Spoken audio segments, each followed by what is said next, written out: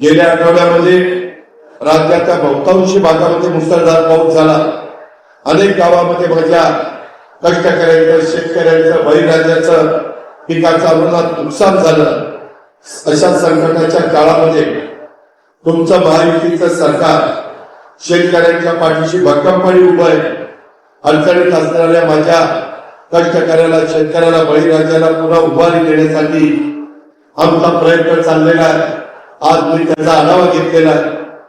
पंचनामे करून त्यांचे प्रस्ताव मंत्रालयामध्ये मी जिल्हाधिकाऱ्यांना, विभागीय आयुक्तांना द्यायला सांगितलेले।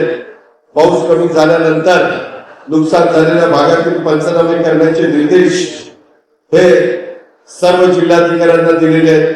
नुकसानग्रस्तांना माझ्या शासनातर्फे योग्य ती मदत दिली जाईल, अशा प्रकारचा शब्द देखील या कार्यक्रमाच्या निमित्तानं मी आपल्या सर्व सहकारी मित्रांना देतो।